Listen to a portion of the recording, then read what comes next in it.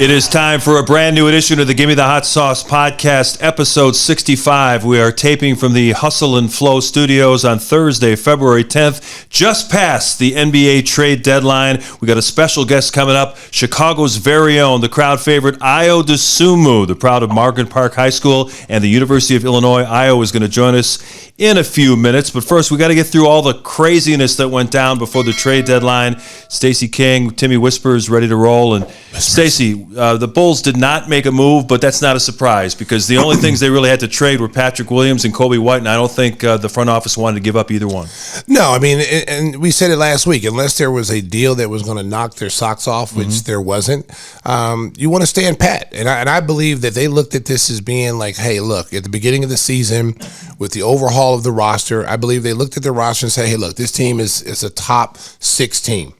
Easily with the roster we have before you even play a game. So they've exceeded all expectations. They've been number one pretty much the whole way. So I believe they feel like when they get all their guys back, if they can just hold the fort down and, win some games, they're not going to win all of them, but try to, stack as many games come. Because this week is really, that win last night in Charlotte was huge. That was a good win. That was a huge win for the Bulls last night because even though Charlotte is struggling, it's still a tough place to play. You never know which Charlotte team is going to come out and play. And the way they came out that first 2 or 3 minutes of the game, you're like, oh, man. They're hitting threes. Oh, this might not be a good one, And then the Bulls, seized control of the game. And they won the game, and it was a good road win. And so, you got Friday, you got, Minnesota's coming in, a team that's, I think, currently in the 7th spot in the playoffs. They're playing extremely well. They're still a young team. That's a win. You got to try to get that win at home. And then you got the next night you're playing Oklahoma City. So those are two. There are 2 games right there that you can stack away and start stacking away until you get all your players back. And then next week, the last 2 games for the All-Star break, you got the Spurs coming in and the Kings. So conceivably, you could take a 5-game winning streak into the All-Star break, which would make you feel pretty good about things, knowing you got reinforcements coming. Yeah, I mean, I would take a page out of Phil Jackson's book when you're, if I was talking to these players right now, I'd say, hey, look, I need 4 out of 5. Yeah, right. And if we get 5, great. But, Phil used to do this thing with us all the time when we'd have these games come up and there'd be, 4 games in 5 nights. Phil would say, look, I need 3 of the 5, and that put in our heads that we got to win 3. Didn't care if we won at home. We didn't care if it was on the road, but we had to get 3 wins. And I think when you give them tangible goals like that, they can see that and say, yeah, we definitely can get that. Because I thought their defense last night was the best I've seen in a few weeks. They really paid attention to detail. They did a good job of neutralizing dribble penetration and keeping guys out the paint. And I thought, listen, DeMar and Zach, Batman and Robin, Superman, Aquaman, however you want to call them, okay? They're always going to get theirs. They're always going to be the 2 main guys. What I liked last night is Vooch found a way to get in there and coexist with those guys. And really, the last 4 or 5 ball games, he's been a big part of what they've done. And I think when he continues to do that, if all 3 of those guys play well, Mark, even with all these guys out, they have a shot to win on a nightly basis. All 3 of them have to play well together. When you talk about 3 star players, they're 3 all-stars. Some people might say, well, Vooch is not a superstar. Vooch is a 2-time all-star. So let's not forget that. So if all 3 of those guys play well like they did last night, and when Vooch is engaged on the defensive end, this offensive game is really good. So, and I thought like the last 4 or 5 games, he's really stepped his game up and he's really looked good in the post. They're running a lot more post plays for him, cross screens, getting him in the post. He's taking advantage of mismatches. And I think, he's starting to realize like, hey, you know what? I can get easier baskets and be more of an efficient scorer, kind of like DeMar DeRozan. DeMar's not spinning out there, shooting threes because he knows his game is, 18 and in, and he's killing. So maybe I should try that. And it's been working for him. Well, the trade deadline passing doesn't mean that the Bulls have no other avenues to try to add some help for the stretch run in the playoffs. For people who don't follow the NBA as closely as we do, it's really developed into a secondary market over the last decade or so. The trade deadline passes, and then guys get bought out of their contracts and teams can add them on. Usually they're veteran players that are looking for a championship ring late in their careers. They want to sign on with contenders, or guys that are just let go for financial reasons. There's going to be some players that are out there, guys like Tristan Thompson of the Cavaliers. I mean, Paul Millsap could wind up getting bought out in Philadelphia. Robin Lopez down in Orlando. There's all kinds of names that are out there, as well as wing defenders, guards, what have you. So I think the Bulls will add somebody. It's just a question of what's the best option that's going to surface in the next couple of weeks. Well, it's a kind of like a low risk, high reward type of situation when you start to look at buyouts, because that's just a rental player. It's a player that can help you fill a gap that you need, which there are some holes in the Bulls right now, especially at the big forward position, because even though Patrick Williams is on the mend and he's out shooting without a cast on and stuff, it's still going to be a while before he comes back. And you got Zoe's walking around and he's moving around and he's in the process of rehab right now. So, it's going to be a while for those guys. A reinforcement comes back in. But I think the key for the Bulls right now, and I know a lot of people want the Bulls to make a trade, but you can't make, get rid of assets. They've traded assets to get players. You got to get DeMar DeRozan, you had to make some trades. To get Vucevic, you had to make some trades. So you can't just mortgage your future, because at the end of the day, the Jeremy Grant situation. Jeremy Grant, everybody thought he should get Jeremy Grant. If we're playing NBA 2K on Xbox, that's a great trade. But this is a guy who wants to be a star. This is a guy who's already making a lot of money. He wants $20 million a year, and you still haven't paid Zach LaVine yet. So you add that guy on your roster, and he's not going to be content being a third or fourth option on a team that's winning. And he's already made that clear. He wants to go somewhere where he can still do the things that he's been doing the last couple of years since he left Denver. So that would not have been a good move for the Bulls, because he would have been a rental player. So those are the situations they were looking at, guys coming here that they're going to have to pay a lot of money to. And you definitely got to remember, Zach LaVine is a priority. I know he's going to be unrestricted. He's a priority. And I think he's proven his worth. I think the Bulls know what he's worth now. And I don't know what's going through everybody's head, of like why he's not been signed. I don't know. But he has proven to be one of the elite players in this league. And along with DeMar, they've been two of the best scoring duos in the league this year. Numbers don't lie. Yeah, you can count on Zach getting a max contract extension as soon as the Bulls can offer it this summer. Jeremy Grant, by the way, did not get traded. He was in a lot of rumors, but the Pistons were looking for 2 first-round draft picks and a young player, so the price tag was way too high for Jeremy Grant. He's going to finish the year in Detroit. So let's talk about some of the deals that went down, starting with the blockbuster that everyone talked about but said, well, it'll never happen. It happened about almost 2 hours before the clock struck 2 and the deadline passed. Brooklyn sends James Harden to the Philadelphia 76ers, and they got a king's ransom in return. They get Ben Simmons, who, of course, hasn't played. I think his mental health issues have disappeared now as he gets traded to Brooklyn. He's already talked to Kevin Durant, and the GM said he can't wait to get in uniform and play for the Nets. But they get Ben Simmons, they get a shooter in Seth Curry, they get a backup big man in Andre Drummond, and two first-round draft picks. I think Daryl Morey got fleeced in this deal. Yeah, basically it was equivalent to walking into a bank in broad daylight with no mask on and just saying, give me all your money. I don't care if you see me on the cameras, I'm robbing you. And that's exactly what it was. You might as well just handed Brooklyn a chance to come out of the Eastern Conference now, because think about what Philadelphia held out so long. Yeah. They won 3-4 first rounders, an all-star player in return. They had this thing that they were probably not going to get what they were going to that they wanted. They're going to wait till the end of the season, which I think that's what they should have done in the first place, because Philadelphia would have been great for them if they had Ben Simmons. Yeah, they'd be a stronger team. But they're showing you right now with Embiid and Seth Curry and Tobias Harris that they are a good enough team to challenge people in the Eastern Conference. It could be one of the top 4 teams when it's all said and done. So you didn't really have to make a move for Ben Simmons right now, because a lot of times you get to hear what everybody else is saying. Oh, they should move him. They should move him for this guy. James Harden is in his 30s. Okay. And I like James Harden. I've always liked James Harden. James Harden is a scorer. He can get you assists. He can do a lot of things. But I think James Harden, to me, is slowing down a little bit. Yep. Physically, I don't think he's the same player as he was, say, 3 years ago when he was in his prime. A lot of injuries now. A lot of injuries, that's really hampering a hamstring, all season long last year. And this year I thought, okay, that hamstring last year, kept them from beating Milwaukee, I felt, because he wasn't 100%. And so when Kevin Durant was the only one there, and then Kyrie went out with the ankle sprain, so it was tough there.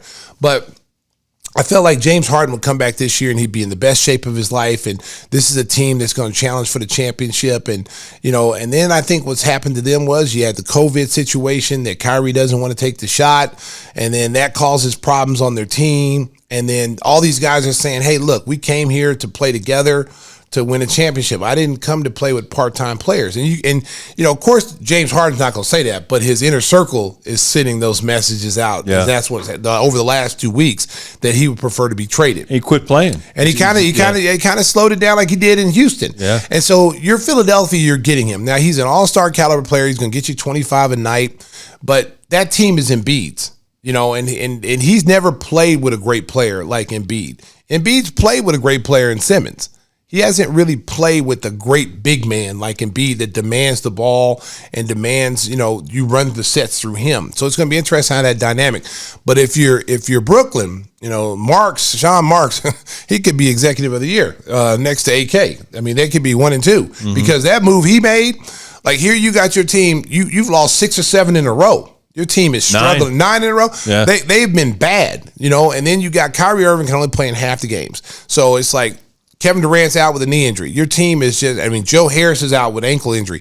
You got so many different things going on, and your team that was supposed to be favored now is a team that's going to be fighting for its life to get into possibly the playoff round. So that's where you were looking at. Then you're able to move James Harden, who doesn't want to be there, and you're able to get you get 2 starters, 3. Really, Drummond's a starter in this league too. So you actually get 3 starters. He's playing a role player behind Embiid, but he's definitely a starter in this league. One of the better rebounders in this league. So you get Simmons and you get a shooter in Seth Curry, a starter. 3 starters. And then 2 first-round picks. Yeah. We're not even going to wear a mask when we go into the Bank of Philadelphia. We're just going to walk in there and just say, give me this, and we're leaving. And that's exactly what happened. We haven't heard from Whispers yet. Your tan is faded from Dubai. You got a beer in front of you at 3:00. What do you think about all this NBA madness? Well, we should send them some hot sauce. Some atomic hot sauce? Oh, man. America. America. A new flavor coming out. America just here. Dun, dun, dun, dun. We are now experimenting with new flavors today before the podcast. We almost killed Pavel. We brought in some really hot because we've listened to our consumers and they wanted us to ramp it up a little bit. Right. They want some of the hot sauce. They want to be hurt. They want, So we brought in some different flavors today and we had some people test it. I had my girlfriend Dawn test it and she survived because she didn't take as much as DJ Pavel did. See, DJ Pavel, he thought he had an iron cast stomach because he comes from Russia. So he's going to have spoonfuls of hot sauce without putting. My girl says, hey, you might want to put on a chip. No. I take the spoon. I want the spoon. So wait a minute. Before DJ Pavel broke down, it was Timmy Whispers. So Timmy Whispers comes in and he's like, yeah, I'm gonna taste the what was the hot one, the one we were talking? We were just calling it Atomic. We were calling it the Atomic. So he said, let me try the Atomic one. And I could tell it was a dangerous one because it looks like blood. It looks like blood. I was like, smoke coming out. So I was like, I don't think this is good. I kind of smells like battery gas. Yeah. Me personally, I kind of moonwalked away from that one. So Tim takes it on a chip, and so he's like, I'll be right back. I gotta go get a beer. And so he comes back, America. He comes back. I wish y'all would have saw this. He comes back in here. Not only was he sweating profusely, my eyeballs were sweating. His eyeballs were sweating. I thought he was crying, but his eyeballs were sweating. I was like, man, you crying? That's like, hot my sauce. eyes are sweating. He goes, man, that's some hot sauce, man. I don't know. And then so DJ Pavel comes in. So Timmy Whispers, DJ Pavel's he loves the hot sauce. Iron stomach. He's a pro. He calls me a baby. Yeah, he's like, yeah, just give it here. What are you, baby? He's like, I must break you. So we give it to him. We give DJ Pavel. He takes a spoonful. Don says to him, hey, you might want to put on a chip. No, I don't like chips. I don't like chips at all. I just want to taste the spoon. Give it here. He takes it.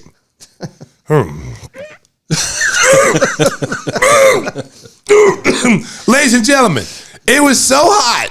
DJ Pavel, who's still recovering right now as we're speaking right now, he had to go throw up. He went. Timmy Whisper said, "Hey, do you want me to go get you a bucket?" And he goes, "Oh no, I already threw up." Oh man, that's how hot it was, America. So you wanted it hot. We got it, baby. Well, I tell you, we're going to eliminate that one. We might be on a lawsuit. No, we got to put it. Hey, it'll be try at your own risk. We don't have no insurance. Oh, it's in a waiver. No, we're sending a waiver. You must say. It'll be on the waiver. We are not responsible for anything for this hot sauce. Sorry, America. That's not on the market yet. But if you go to GimmeTheHotSauce.com, you can get the flavors that you love. You can get the traditional red hot sauce. You get the St. Pat's Verde, Stacey's spicy Q.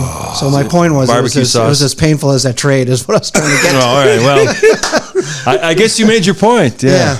Well, let's go through some of these pretty quick because Ayo's waiting in the Sriracha Green Room. Washington, they traded Spencer Dinwiddie. They thought that was going to be a great combination with him and Bradley Beal. Bradley Beal, as I'm sure you heard, opted for season-ending wrist surgery, so Washington is in a bad way now. They got off to that great start. Now they're already thinking about next year. They traded Spencer Dinwiddie and Davis Bertans to to Dallas, for Kristaps Porzingis. How Kristaps Porzingis' star has fallen, Stacey. Well, I think that, Spencer Dinwiddie was having problems in Washington in the locker room. Guys didn't like him. For whatever reason, there was things going on in the locker room, and he was in the middle of it. So that was the reason why they shipped him out. Porzingis has never really wanted to be in Dallas with Luka. Even though they're friends, Porzingis thinks he's a star. He thinks he's the guy. He's never been the same since the ACL tear. No, since he came back from that ACL tear. And, he wants to be the number one guy. And in his mind, he's the number one guy. And in Dallas, he's not the number one guy as long as Luka's there. So they make that move. Now, Dallas also protects himself, too, because Jalen Brunson has played himself into a lucrative contract. He's a free agent. He's a free agent at the end of the year. So they're going to be, I think he's restricted. They're going to be able to match whatever he gets. And he's going to get a boatload of money this year. Because he's averaging 16 points a game. He's a career high in assists and points. And he's really a big part of what they do. Jason Kidd loves him, and he's made himself into a really, not just a backup. He was a backup when he first came in. He was a second-round pick, I think, and he has played himself into an elite NBA starter. So they're protecting themselves with Dinwiddie because his contract is set. Just in case they lose Brunson, they have a point guard. And Spencer Dinwiddie is not a bad guard. Before he got hurt, man, he was really tearing it up in Brooklyn. So that trade's there to them. But I don't know how it makes them better. I don't need neither team. It was just kind of like, I'm going to help you get rid of your guy. I'm going to help you get rid of my guy. Neither one of them really is exciting you because with Washington right now, with Beal being out, they're not going to the playoffs. They started off hot. No chance. And then, next year it's going to be a situation for Washington to have to decide whether they want to keep Beal or not.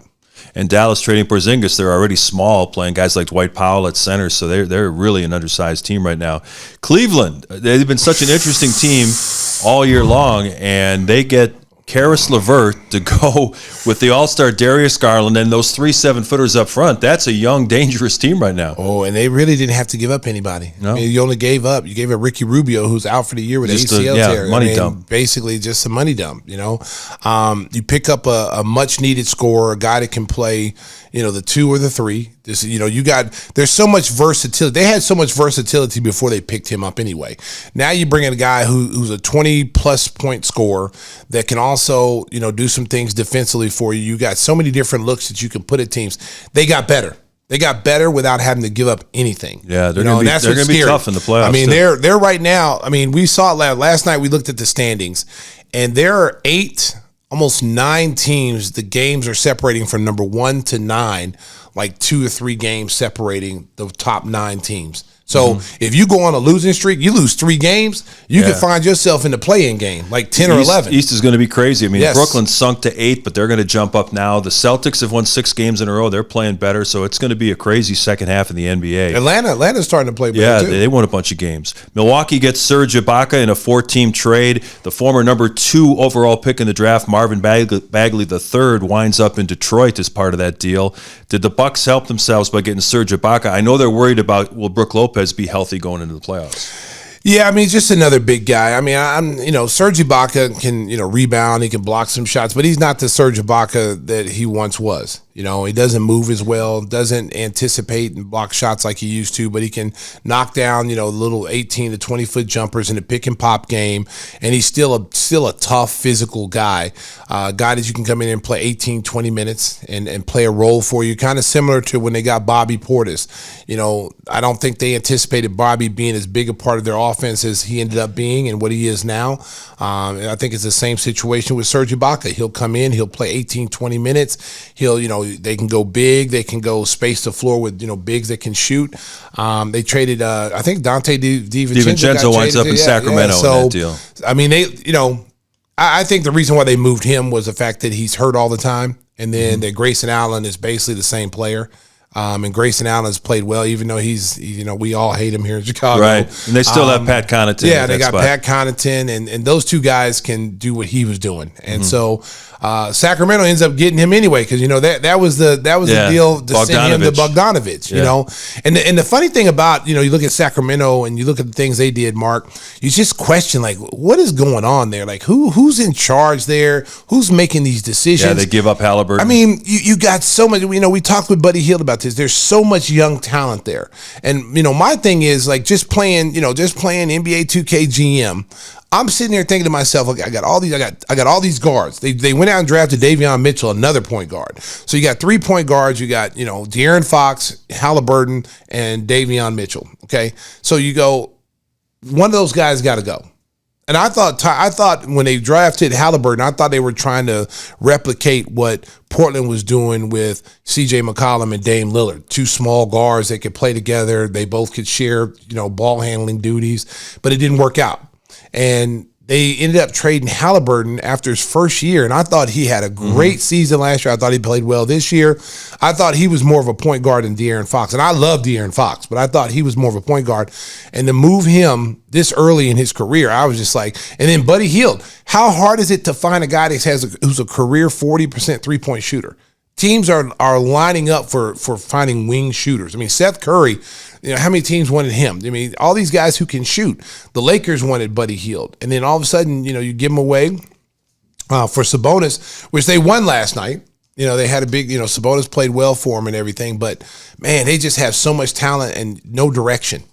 Yeah, we'll see if Marvin Bagley can fit in Detroit with that new look lineup they have. They got a lot of young guys. Yes. Cade Cunningham, Killian Hayes, Sadiq Bey, Isaiah Stewart, so that the complete rebuild going on in Detroit. Pieces, equity. Yeah. They've got property to move and get better, because that kid Cade Cunningham's for real. He is. Sadiq is good too. Those are their 2 cornerstone guys. I don't think Jeremy Grant's in that picture. You get a guy like Bagley, if he can come in and live up to the number 2 billing that he was drafted at. That's a great pickup for them.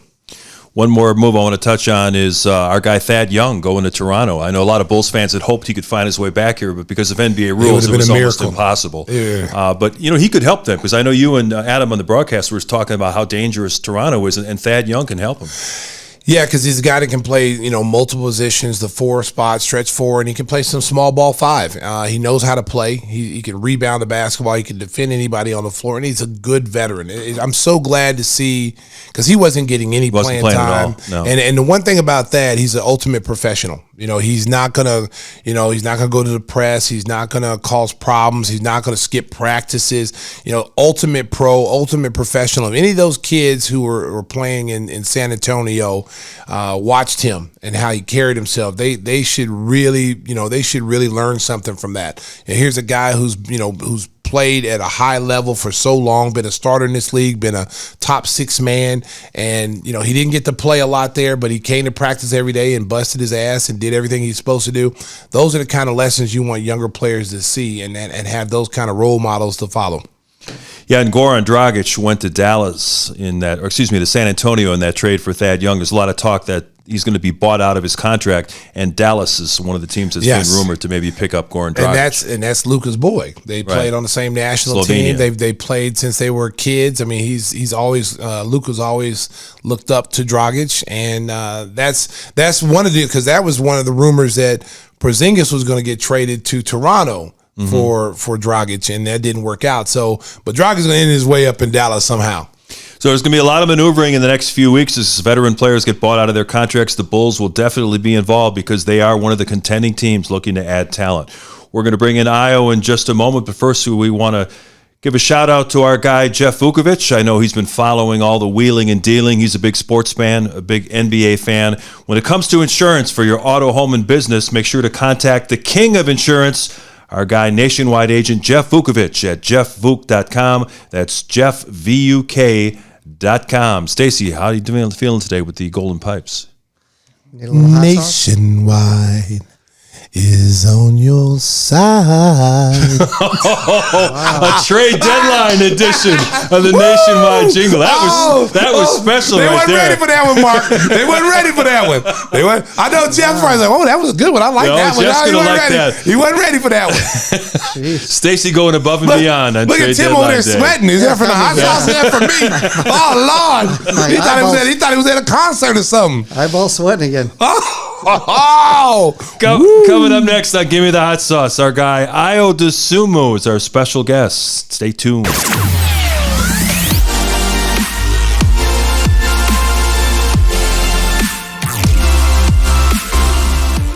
Welcome back to Gimme the Hot Sauce, episode 65. We've got a special guest standing by, but first, I want to tell you about a friend of ours, our good buddy Howard Ankin. Chances are, if you live anywhere in Chicagoland, you've seen Howard on a bus, train, billboard, or TV commercial with a famous Chicago athlete like Ayo Dosunmu.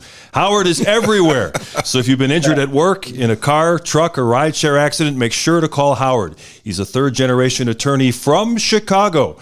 And his number is an easy one to remember. It's 312-6-million. That's our man Howard Ankin, 312-6-million, a good friend of the show. And as we welcome Ayo Dosunmu, and you've already reached a landmark in Chicago. You've already done a commercial with Howard and as a rookie. That's pretty good stuff. What was that experience like for you? It was a fun experience. Definitely. Really been my first commercial. I'm in the city. So going through that whole experience, was very fun. I was able to, connect with him, and I was able to build a relationship with him and his cast. And it was fun. When I first seen the commercial, my family saw the commercial also. It was excited because I was like my actor. Stacey did that commercial with Howard as well. And you're going to have a lot more opportunities coming in the marketing field, my friend. People love you in Chicago. I mean, when you're introduced, that crowd goes wild. We hear the from Chicago, like Derrick Rose made famous. Yeah. That's just the love the city shows. The city is just very excited about our team this year, and they're just hungry to win. So I'm blessed for them to show me so much love, me being from Chicago. Let's talk a little bit about growing up here in Chicago and basketball being such a hotbed along with New York and Los Angeles. Growing up, who did you idolize? Because you were not around when Jordan was around. So Derrick Rose was probably the guy that you probably grew up watching. And who else did you idolize growing up in Chicago and wanting to be like? Chicago, it was pretty much a lot of local guys, just guys older than me. I wouldn't say that I idolized them, but they were older than me, and they accomplished things that I wanted to accomplish, like winning the state championship, winning the city championship, playing for the Olympics. Just guys older than me, like Jabari Parker, Jalen Brunson, Tyler Ulis. A lot of those guys, they accomplished those things. So me seeing them, accomplish those things, that made it me want to accomplish those same things. But also Dwayne Wade, those guys from Chicago. But, Kobe Bryant was my ultimate guy that I love to watch and I love to study, and just try to take his mindset and take a lot of different things that he brought to the table. You had a chance to play at Morgan Park High School, obviously so competitive, the Chicago city scene. What was that like for you in terms of your development, playing great competition every day on the high school level? Yeah, I think that's just what builds character. That's what brings that toughness in Chicago, because you have so many, great competitive Chicago Puppy League schools, Catholic schools, so many different schools in the Chicago area that they might not go Division I. They might not have the blessings and the right environment or the right circle to push them to, go play at a high Division I, but the talent was always there. And that was something that I always got when I was at a public school was the competition. And it made me compete day in and day out to be the best player I can be and try to continue to get better. When you were, a high school senior, and I know you recruited, what made you want to go to University of Illinois? Did you just want to stay close to home where your family and friends could see you? What was the reasoning of going there? Because, you're a talent, and, Chicago is a hotbed for, most of the kids go to Kansas or, they're going to these other schools outside of Illinois. What made you choose University of Illinois?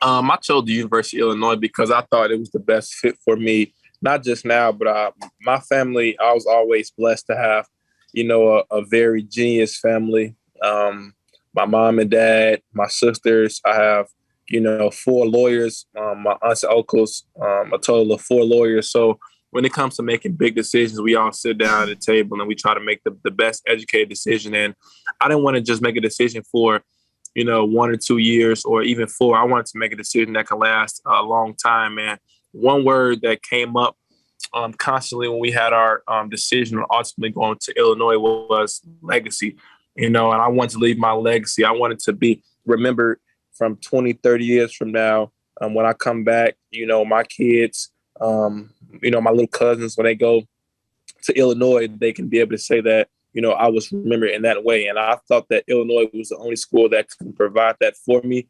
And I was not willing to go to another school to go through the same thing I could have went to Illinois. The only reason I would have went to another school if it had to be something drastically better than Illinois. And when I crossed the line, it wasn't nothing that could beat that. So I thought that it was no better way than to try to just build the legacy at my home state and then reap the benefits of whenever that happens, have my legacy be there forever.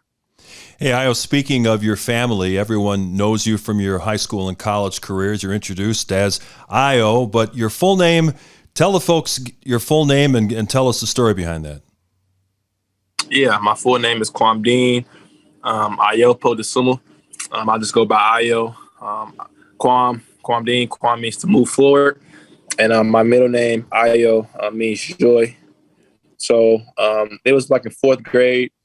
I remember it was a lot of articles where I used to go play at summer AU events. Some people used to call me Ayo and some people used to call me Kwam. And my dad was like, we gonna stick with one name. What are you gonna go by? We don't want people thinking that it's two different people. So from that time, I just went by Ayo. In the classroom, my teachers called me Kwam. And then when I got to college, it just went to Ayo. Tell the listeners a little bit about how close your family is and how important it was for you guys. You said making decisions and how important is it being here, playing for the Bulls and being able to go home, get mom's cooking anytime you want to, go and talk to you. I mean, there's something about being a professional athlete and being able to stay at home. How's it been for you? It's been great. I always look at both sides. It's been exciting. My family, being able to see my family, like you said, on an off day, just stop by just for 30 minutes, 45 minutes. That time itself just gives myself a chance to just reset, reboot, and just not think about basketball and just enjoy family time. That's a blessing. But, it's a blessing and a curse because, like, I was just talking to, actually, yesterday I was just laying in the bed thinking, like, what happened if I did not have a close family? Like, what if my family wasn't as close as mine? I could see how, being at home could be, a distraction. But I'm just blessed that my family, from making decisions from me going to college to me in high school, pretty much all of the big decisions that I had to make, I had a tight-knit family. So I'm blessed that, I can go and chill with my family. My family, they know, how to give, enough space, and they are responsible, so it doesn't ever go overboard. But I'm blessed in that aspect, just to have my family here and be able to help motivate me and help me get better. Ayo, you were a first-team All-American at Illinois, led the team to a number 1 seeding in the NCAA tournament, and then on draft day, you had to wait until the 38th pick overall to hear your name announced. Take us through that night, and now really I don't want to use the word vindication. That's not probably accurate, but the fact that you've been named to the Rising Star game, people are talking about you as a top 5, top 10 rookie in this class. What has that whole whirlwind experience been like for you?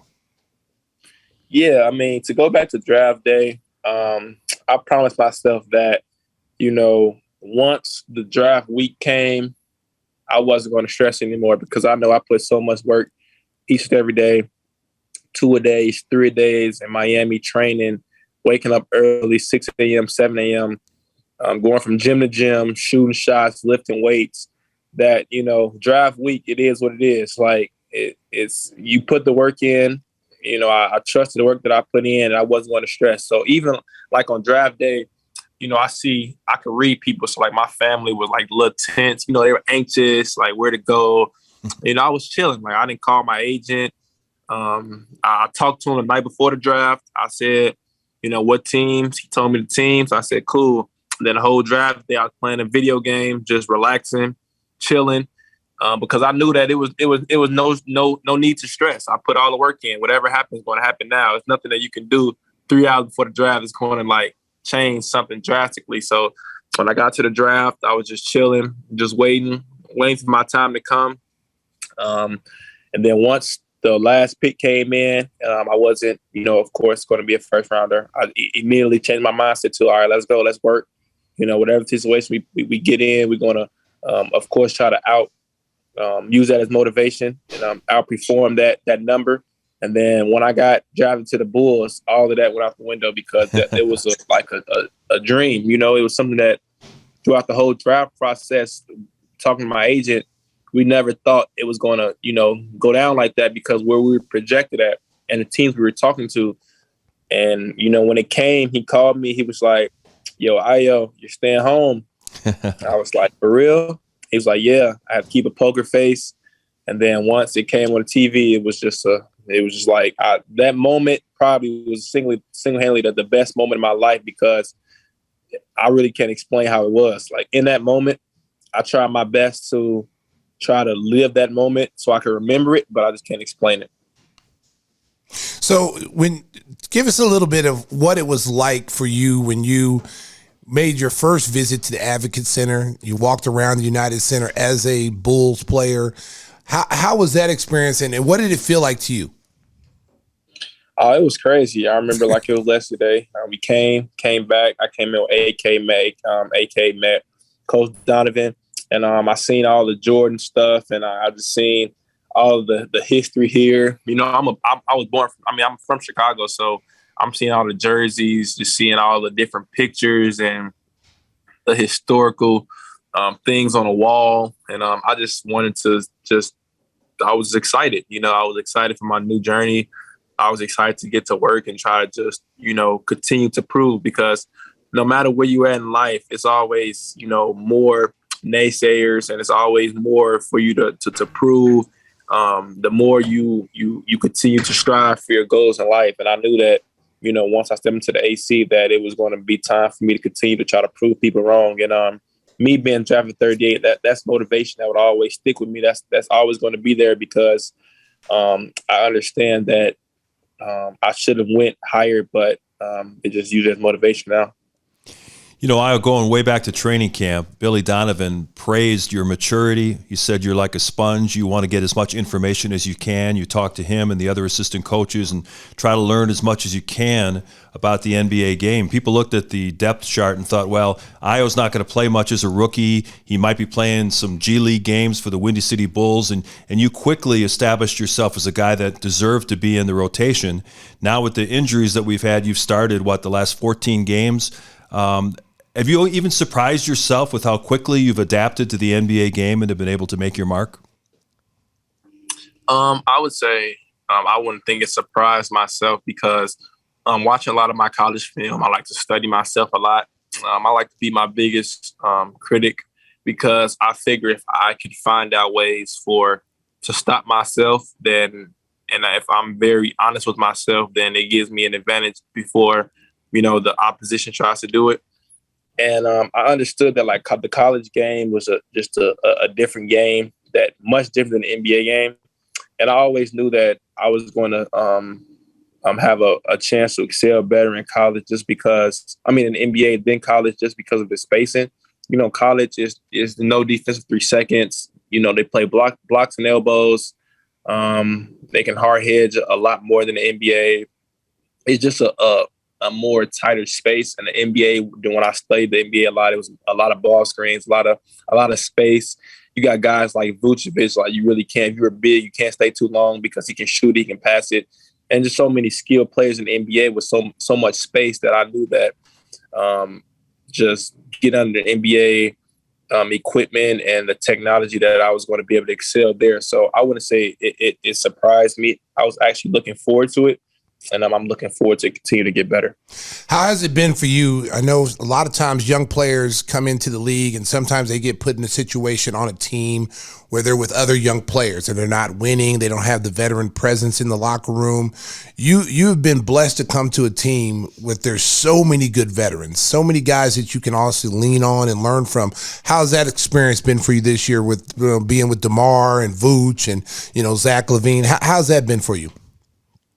Oh, it's been great. When I first got here, I talked to Zach for like an hour, 45 minutes, like just talking to him, asking him questions, like drilling him because I wanted to learn so much because I understood that they've been somewhere that a lot of people in the NBA want to get to, scoring over 10,000, 15,000 points.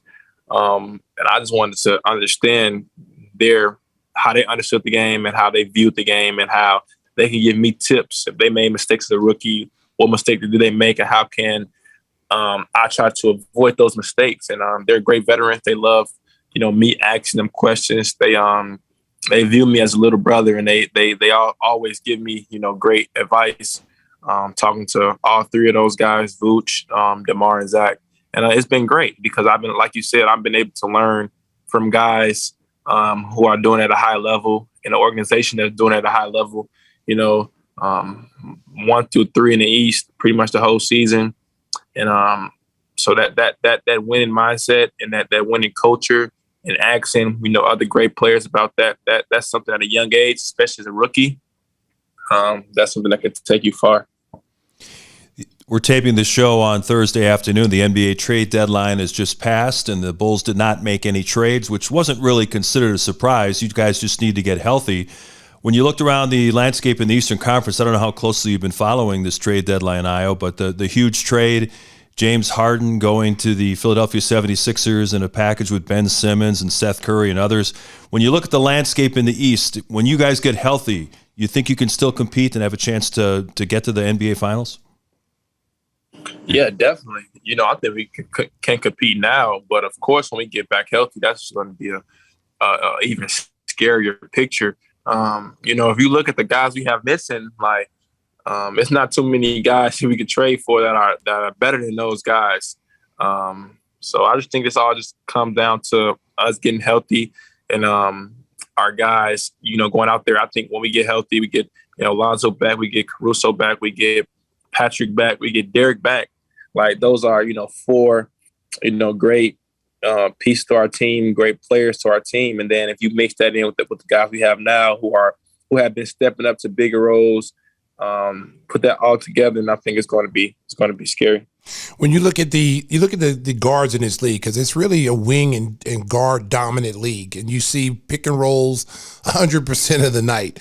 How has it been for you in the adjustment of you having to guard some of the best players every single night? There's no nights off for you as a rookie. Every single night you're either guarding an all-star or a guy who's close to being an all-star. How's that been for you this year? It's been exciting.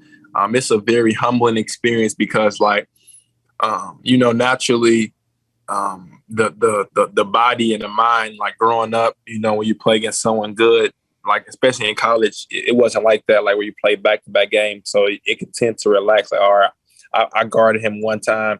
He was 2 for 7. Now I have to wait 2 weeks before I play someone as good as him. That's the opposite of the NBA. So it's a short memory league. It's a what have you done for me lately league.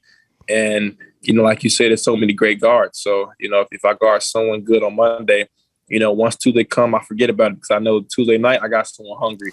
Wednesday got someone hungry. Like, it's so many great players, each and every team. The guards is the toughest position, I think, to guard definitely night in, night out, because you have so many, great people, like you said, all-stars, close to be all-stars, guys who feel like they should be all-stars. And it's a challenge, each and every night, just trying to, earn my respect in this league, and it's just trying to, earn my respect from my teammates, for them to believe me that I can do it each and every night. We talked about your great college career at Illinois, and you had a great honor a few weeks back where they retired your jersey down at the State Farm Center, and you had a teammate who joined you down there. DeMar DeRozan actually was on Gimme the Hot Sauce podcast that day taping, and when we finished, he says, "Yeah, I'm heading to Champaign because my guy Ayo was getting his jersey retired." How special was it to get your jersey retired, first of all, and secondly, to have DeMar there to celebrate it with you? I mean, to get my jersey retired, that was just, the ebb tune to everything that I stated when I said why I went to Illinois, leave my legacy there. That now it's there forever. Anytime you go into there 100 years from now, seeing Ayo Dosunmu number 11 up in the Raptors, that's something that can never be taken away from me. And that just goes back to, why I want to leave my legacy in my home state. And for DeMar to come, on his off day, hour and a half out, that just shows what kind of leader he is. It shows what kind of person he is, and it just shows the competitive nature that he has to want to see me there, and what kind of good dude he is. I've been noticing lately you've been trying to catch some bodies. You trying to put it on people's head now. See, they've been sleeping on you because you've been going in there finger rolling it, and all of a sudden now you catching bodies at the rim. Yeah, I mean, that's just about the adjustment in the NBA. It's so much film here, and there's so much technology, so many people telling you so many different things. Like it's the best league in the world for sure, because you have so many opportunities to get better. And like you said, that's one adjustment I know I had to make, and just got to keep getting stronger, keep getting better. You took a couple of hard knocks along the way in that game against Philadelphia. Right now, you're currently in the NBA's concussion protocol. Can you update us on your health, how you're feeling, and when you get back out there? Yeah, I feel good. I just finished running. Took a test earlier. I passed it. Just got finished doing a bike. Now I have to run after this, and then hopefully everything goes well. I'll be back real soon. One of the things I noticed about you, Ayo, every game you get better. I mean, I've seen from the very beginning when you got in training camp and the preseason. The one thing defensively, you were always NBA ready. I like the way you play defense, the way you get over screens. But the one thing I've noticed that you've really gotten better at is the confidence shooting the three ball. In the beginning of the season, you would pass a little bit and be hesitant to take that shot and then pass it off or either drive it. Now you just say, you pass it over to me, I'm letting it go. I mean, you've hitting some big shots late over the last couple of weeks. How have you been working on that? How many shots do you get every day in practice when you're trying to be better at that part of your game? Yeah, I mean, that's a huge part, playing in the NBA. And, of course, playing our team, you got Zach and DeMar, who cause so much attention, and so many teams trying to wipe them out. So I try to work on my three ball a lot. I just try to get a lot of shots up, 200, 300 shots, just try to master that, master my form, master my release. The NBA is pretty much a make and miss league, I would say. Majority of the shots are open, especially when you're playing with, two all-stars. And I just try to make it easier for them, spread the floor out for them, and just make open shots because I know they're going to come because teams want to take those two out the game. Ayo, last thing for me, we had Buddy Hield on the show last week, and he and Stacey were talking about their days at Oklahoma and how much they missed the college environment. Have you been keeping in close contact with your Illini friends as they try to battle their way through the Big Ten this year? Yeah, I have been talking with them pretty much every day. I follow them. It's like I'm assistant coach there. I watch all of the games. I talked to them. I was pretty cool with them because I was there for 3 years. One of my roommates, he's now Tyler Underwood. He's now on the coach staff, so I talk to him a lot. Well, we're going to let you go because I know you got to probably study some film. That's right. And get ready for Always this working. weekend because you got a big game. You got a big game tomorrow night against Minnesota, who's playing pretty well. You got Anthony Edwards coming in. You got D'Angelo Russell. So it's going to be a good game. I appreciate you taking some time to come on this show because I know you're a busy man and you got things to do. And I appreciate you coming on, bro. And good luck the rest of the season. You know I'll be watching Ayo Silva, baby. Ayo Silva trade. Ayo, thank you so much for joining us. Best of luck and have fun at that Rising Stars game on February 18th in Cleveland. And congratulations. That's a great honor, bro. Great. We'll get you some hot sauce. Chicago's very own Ayo Dosunmu, our special guest on episode 65 of Gimme the Hot Sauce. We're going to let him go. Coming up next, there's a big football game coming up on Sunday. We'll ask Stacey about that when Gimme the Hot Sauce rolls on.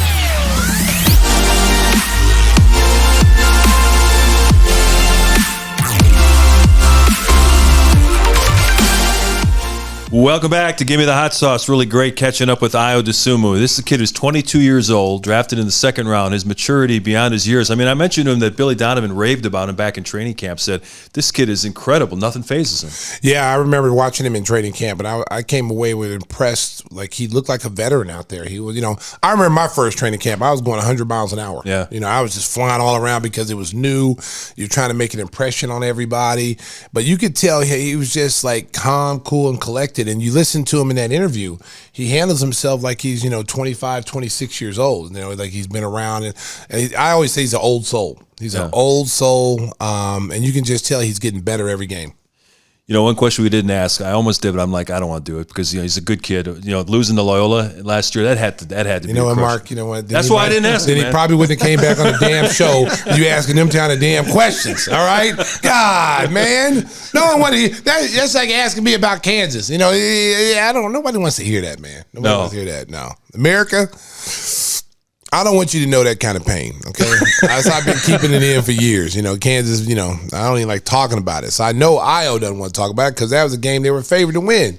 That's like asking Kendall Gill about losing to Michigan in the tournament. He doesn't like that question either. Yeah, nobody. No, it hurts more because you were supposed to beat the team you lost to. Right. That's what hurts the most. And I know we beat Kansas 3 times that year. And then we lose to them the 4th time. In the biggest game of the year, we lose. And I'm like, man, that... But you know what? The basketball guys blessed me, America. They gave me 3 championships, 3 NBA championships. But I ain't gonna lie, America.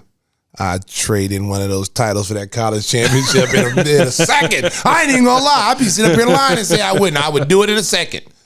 Well, speaking of teams looking back on a game that they lost, the Kansas City Chiefs, who were hoping to go to the Super Bowl for the 3rd year in a row, got knocked off by Joe Burrow and the Cincinnati Bengals, as Stacey King predicted on Give Me the Hot Mark, Sauce. I really appreciate you, bringing that up. Had to bring it back around, Stacey. You were getting down there. I'm just so glad that you remember what I said. Yeah. America, I told you. Did you not hear me say I guarantee? Okay? I said that in the last 2 weeks, and I'm saying it again. I know it's improbable because the Rams are playing at home again. They're playing. They played the NFC Championship at home, and they're playing the Super Bowl at home. But I'm going with Joe B. Money Joe B. Joe Burrow. The cigar smoking, fur coat wearing, dark sunglasses having, superstar. Looking. That's uncalled for. Oh, sorry. He doesn't look like Macaulay Culkin, Tim. Okay. I'm not gonna let you jinx. I'm not gonna let you jinx Joe B. A little bit. He's kind of like the modern day Joe Namath. I mean, they got the same first name. He's got the flashy clothes. Yes. He hasn't guaranteed a victory, but I think he might before the game. Yeah. Well, I'm gonna tell you something, man. I mean, he is the next Tom Brady, in my opinion. Yeah. Because this is his 2nd year. First year, no offensive line, got his ACL tore up, got injured, and then came back. And it normally takes a guy a couple of years, especially a quarterback, to come back from that type of injury and not be afraid to be in the pocket and stay in the pocket. That's why I say he's got some Tom Brady in him. Because remember when Tom Brady got hit and he got his knee hurt and tore his ACL up, you would never known that he got hurt the next year because it didn't faze him. It was like, this is what I do. I'm here to win. I'm going to win ball games. And this kid is the same thing. And one thing I will say about Cincinnati, I'll give them credit. Their scouting department, the guys who make the decisions in the football department, they went out and got them dudes from LSU. There's some guys on that team that played on that national championship team that is on that roster in the Super Bowl. And, Jamar Chase, that kid is phenomenal. That was the receiver that he was throwing to at LSU. So they're getting these kids from LSU that have that championship pedigree. And Joe Burrow, America, I'm telling you again. I'm going with the Cincinnati Bengals with the huge upset in Super Bowl. What Super Bowl is this? 175? 56, I believe. 56. Super Bowl 56, according to my man Mark Snowski. I'm going to guarantee the Bengals win the Super Bowl. Yeah, and now if you bet and lose money and they don't win, don't come blaming me, all right? I'm just saying I'm guaranteed for myself. It's interesting. Joe Burrow mentioned in a number of the interviews that he did this week that he had never smoked a cigar in his life. The first time he did it was when they won the national championship when he was at LSU, and he goes, "It's not something that I really enjoy doing. It's I just do it for special occasions." He says, "When we win the Super Bowl, I'll do it again." Yeah, that's a lot of this. I said a couple things like that too when I was first got into the league. I said I'd never go to a gentleman's club, and I've never been there before in my life. I can't say I'm a member everywhere now. I'm sorry, America. I slipped on it. I shouldn't tell y'all that. That's a little secret. 21 years old. When you couldn't get in when you were younger. You wasn't of age. But as soon as you turn 21, you can go in all of them. Let's not talk about Mitchell Brothers again. No, Mitchell Brothers. Oh, Lord. Make it rain. Make it rain, baby. I'm just saying, America. I don't do those things anymore. Get an infection in your eye. I don't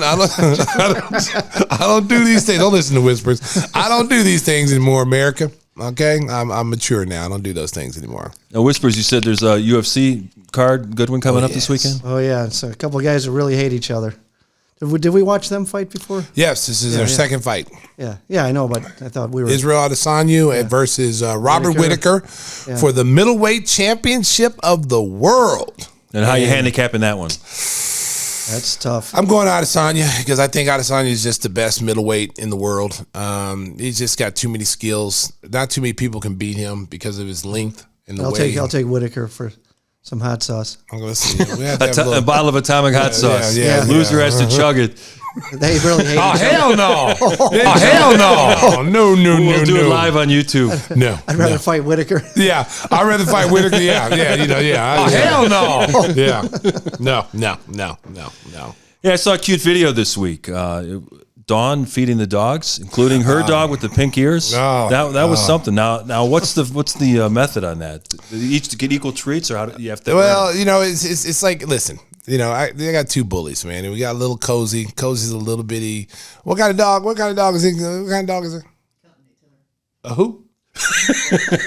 Okay, I can't hear her right now because she's not on the headset. But let's just say Cozy is a special breed. Okay, she's the littlest in the house, weighs about 10 pounds. She's the cutest little thing. She got little pink ears and a pink tail. Okay, in the house, she's the queen. She runs the roost there and she bosses everybody around. Other than that, it's like prison situation. Okay, because Kobe, it's like Kobe. Brixton is the oldest of all of them. I mean, he's not the oldest of all of them. They're still puppies compared to Cozy because Cozy's 8 years old. They're only a year old. Okay, so it's like prison in our household. Okay, so it's like Kobe is like the head prisoner. Like he's the guy that runs the yard. Yeah. Okay. Nobody eats unless he eats. Okay. And then when he's done eating, he may come over and eat your food and just take it from you. So that's the dynamic. So at night when we have to put some drops in Kobe's eyes, and the only way he lets us put the drops in his eyes because he's really smart. The only way he lets us do it is we got to give him a treat afterwards. So Don puts the drops in his eyes and they say, all right, treat. And he runs right over to the cabinet and he'll sit, wait for his treat. And then Brixton will sit next to him because he knows the routine too. And then little Cozy will be off somewhere like waiting for the scraps. So Don has him trained because when I feed him, they're like sharks. Take your hand off. They take my hand off. Like, I'm like, all right, here goes. I'm like, oh, Lord, my finger. Like, hey, boys, calm down. So Don does it. She got him trained. She was like, no, I'm not. And she talks to him. So then they just barely nip at it, So she got him trained. So that's the ritual every night. We do that every night. He's get these little drops in his eyes. And then she gives him treats. And the little Cozy, she gets treats too. Because, we don't leave her out of anything. She's spoiled. Like for my breakfast every morning, like she'll come up and I'll have bacon. She loves bacon. She loves anything.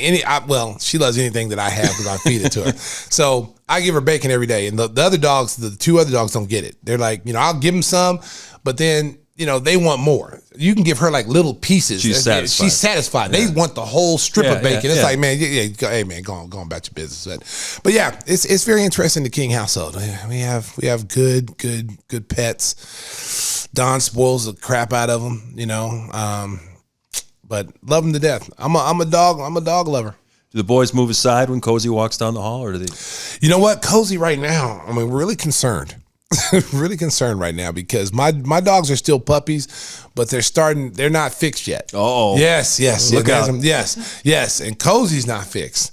So now I just found out last night that Cozy's in her little cycle. Yeah. Because I kept wondering, like, why are they all up on her? Like, because they're so much bigger than her. So today we were leaving, and I told Don, I said, hey, look, we need to separate Cozy because. No kind it could be a rape situation. I mean, no one's here for him, so we had to separate them. But yeah, I was like, yeah, man, I didn't know at first. I thought she was fixed. I didn't, and I found out she wasn't. And I'm like, oh, we can't have a mixture of pocket bullies and this exotic little dog. That would be interesting, yeah. Oh, it would be very interesting. Dawn liked it though. She liked the idea of having a little furry pocket bully, because pocket bully has short hair. They're muscular. So we'd have like I don't know what her dog is. I don't know what the breed is. I can't hear it because she's sitting off to the side. But it's a French dog. It's a lap dog. It's kind of like your Nimsy. Yeah. It's kind of like your dog. And it's a lap dog. She's a lap dog. And so I couldn't see that mix, though. So if you get back home after taping the show today and you hear some Luther Vandross playing in the house, you better be a little bit concerned, huh? Oh, no. Who let the dogs out? Oh, who let the dogs out? Ooh, that's what I might come home to. Yeah. And some puppy making music. A little more. Lord, help me, America. Yeah. Oh, Lord. Oh, my goodness. So who's firing up the Traeger grill on Super Bowl Sunday? Oh, who's doing that? Who's doing that? Well, wait, don't even say who's doing it. I know we're doing it because we use it every night. Oh. Don is cooking every night on the Traeger grill, so I don't have to worry about it. Well, Mark and I were looking for an invite. You're not getting anything, Whispers. Okay, Mark might get invited. DJ Pablo might get invited. I don't know about you, man, but we use our Traeger grill every night. Yeah. Don is out there in 3 feet of snow out there cooking the grill. That's great. Trying to keep the dogs apart. Yeah, I'm just like, she'll be out there like, because when it's really cold outside, if you lift up the top, the temperature goes down in the grill. I thought he said we. I'm out there controlling it from the app. Yeah. So I'm upstairs in a nice warm house, and so she'll say, hey babe, check the temperature on the grill. So I'll pull up the app. Okay, it's how high do you want it? Make it 350. I'm like, all right. I hit the button 350, and then I'm chilling. I'm good. Well, that's I'm teamwork. That's teamwork. That's teamwork. So let me tell you our big thing we do now in the house. How many of you people in America watch Chopped? You ever watch Chopped on the Food Network? Yeah. I never watched it till I met her. Every single night we're watching Chopped before we go to bed, and it's kind of fun. At first I was like, oh man, I can't. Where's ESPN? I can't watch this. But now I'm watching it. And so now, and Dawn is like a chef level cook. Like seriously, like she could get on Chopped and really do well. So now I find myself critiquing meals like a chef, like the chef people do. So she'll make something every night.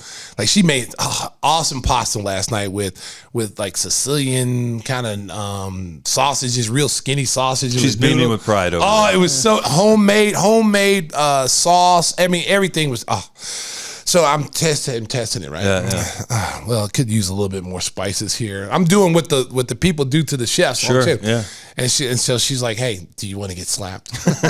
I do that to every meal now. I critique every meal because you want me to watch this show. I'm gonna make sure I critique every meal. All right, we're about ready to wrap things up here, but I want to ask you about a special night coming up on Saturday. Neil Funk is going to be honored for his legendary Hall of Fame career as the Bulls play-by-play voice. I'm so excited because he never got a chance to get the send-off that he deserved because of COVID, and then there was no people in the building last year. So this is long overdue. We got a treat. There's a treat. Oh, good. There's a treat. When they say get the band back together, America. Oh. Dun, dun, dun, dun. That'll be fun. For all those. I'm not supposed to be telling everybody. I'm like an old refrigerator. I can't keep secrets in. But I'm going to let my listeners, all my loyal listeners out there, all those people who are Neil Funk, Stacey King fans that got a chance to listen to us on the air for all these years, you're in for a treat. Also, look forward to that coming up Saturday when the Bulls host the Oklahoma City Kaboom! Thunder. And one more thing we have to do about the Windy City folks limousine. Oh, yes, that's right. Oh, let me pull out the read, America. Windy City Limo provides championship service. Making a reservation is no easy slam dunk. Let Windy City break the full court pressure of traffic and get you to your destination in style and on time. Contact us. Sweating Listen, again. don't interrupt me again. Well, you're making me sweat again. You're about ready to get a throat punch over there, buddy. All right? As I was rudely interrupted, America, from my sexy Luther Vandross voice, contact us at 866-94-WINDY. Again, that's 866-94-WINDY. And she'll like it too. Yeah, the folks on YouTube are waiting for that. Because I saw in the comments, people are always loving that. So we want to make sure when you follow us on YouTube, enjoy the show, make sure to like, share, and subscribe. And yes. My friend DJ Pavel always likes to point out, we appreciate that number growing, and we're the fastest growing podcast in America. We appreciate and all your our favorite podcasters' podcast show. Yeah. They won't admit it, but they love the show. Yeah, we appreciate each and every one of you. She'll Pavel, like it too. Time to wrap it up. Yep. Little intro. Pavel's asleep over there. He's got a food coma. He's holding out. He got a hot sauce coma right now. There's a lot of pain still. You forgot hot sauce. We already did that. We're good. Yeah. Yeah. We already did that, Bob. Yeah. He's producing the show all of a sudden. Yeah. Pavel's gone from DJ to producer. Drive home safe in Chicago. Beep, beep. Buckets, kids, buckets. See you next week. Oh my goodness. Give me the hot sauce. Bill, Give me the hot sauce. What are you doing,